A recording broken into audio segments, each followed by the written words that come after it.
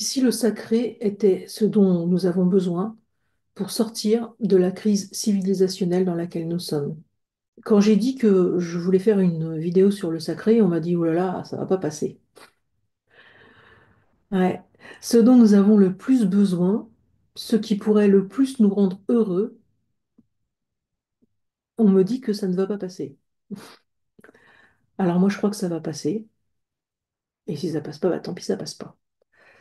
En tout cas, c'est ce que j'ai à dire.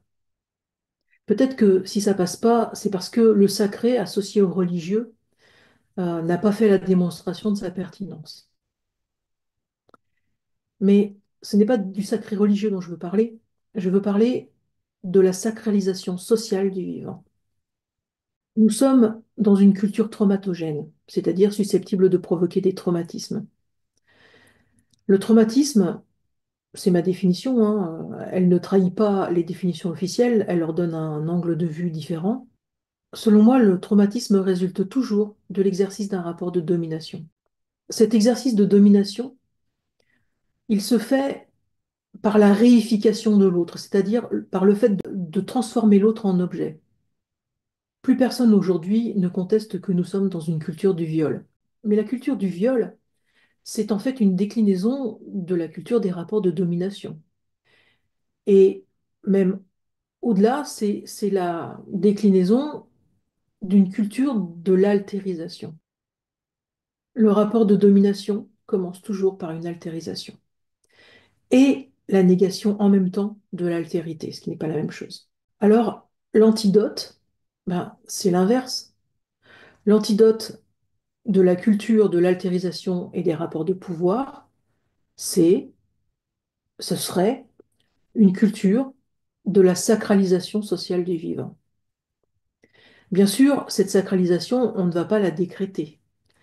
Quand on la décrète, elle est profanée. Je me suis souvenu récemment d'une citation de Pascal, euh, philosophe du XVIIe siècle, qui disait: c'est le cœur qui sent Dieu et non pas la raison. Voilà ce que c'est que la foi, Dieu sensible au cœur. Et je trouve que cette phrase, on peut la décliner. Par exemple, on pourrait dire que la contemplation, c'est la beauté du vivant sensible au cœur.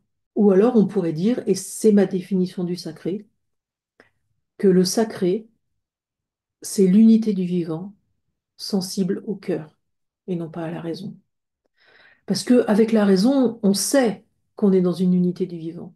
C'est une évidence pour les astrophysiciens, qui nous expliquent comment les atomes dont nous sommes constitués ont été fabriqués dans les étoiles, et donc nous sommes poussière d'étoiles. Et nous vivons dans un écosystème, et un écosystème, eh bien, ça constitue une unité.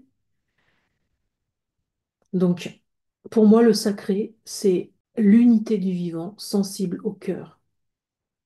On le ressent. Et là, il n'y a rien à décréter. Il n'y a pas à décréter la sacralisation sociale du vivant si on est sensible à l'unité du vivant avec son cœur. Voilà, pour moi, ça, c'est l'antidote. Alors la question évidemment qui se pose, c'est comment rendre sensible à nos cœurs cette unité du vivant? Alors il y aurait plusieurs réponses à cette question. Je vais en faire une très rapide. Il y en a d'autres. Je pense que cela peut se produire grâce à la grille des 9 obstacles à l'amour dont j'ai parlé dans une précédente vidéo et que je vous invite à regarder.